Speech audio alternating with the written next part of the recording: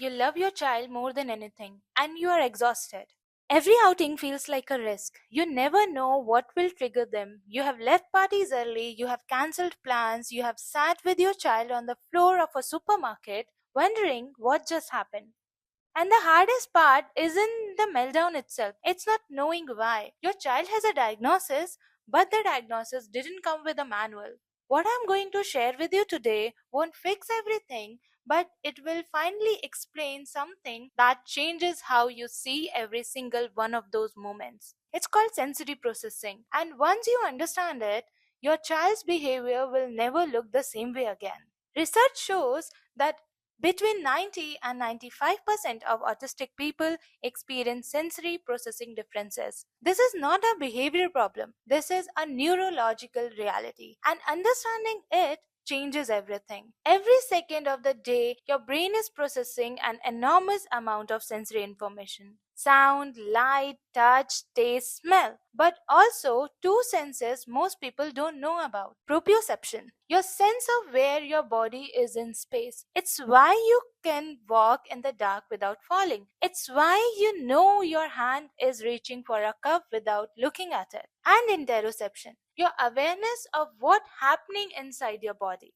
hunger, thirst, pain, a full bladder. The quiet signal your body sends you all day long. In a neurotypical brain, these signals are processed and filtered automatically. Most of them fade into the background. In the autistic brain, this filtering works differently. Some signals come in far too loud, others barely register at all, and the brain has to work significantly harder just to function in an ordinary environment. So, what's actually happening neurologically? Research published in 2025 shows that sensory dysregulation in autism involves altered connectivity between the sensory cortex, the limbic system, and the amygdala, the brain emotional alarm system. There are also imbalances in two key neurotransmitters, GABA and glutamate. Think of them as the brain volume controls. When they are out of balance, the brain struggles to turn down the noise. This isn't something the child can control.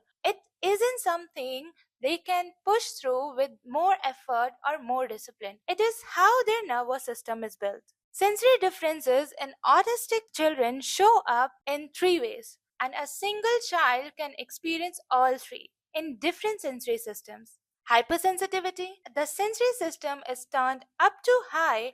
A clothing tag feels like sandpaper on skin. A crowded room feels physically painful. Research shows 43.8% of autistic children show auditory hypersensitivity, compared to just 7.8% of non autistic children. That's nearly 6 times higher. Hyposensitivity: the sensory system doesn't register enough.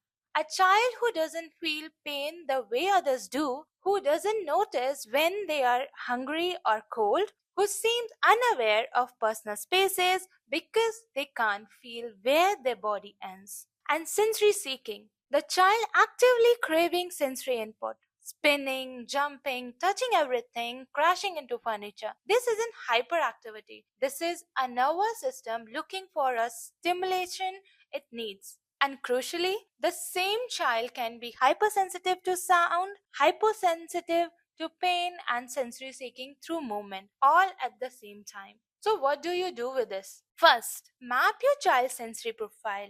Which environment overwhelm them? Which do they seek out? Which texture, sounds, lights trigger distress? This map becomes your guide. Second, modify environment before the meltdown, not after.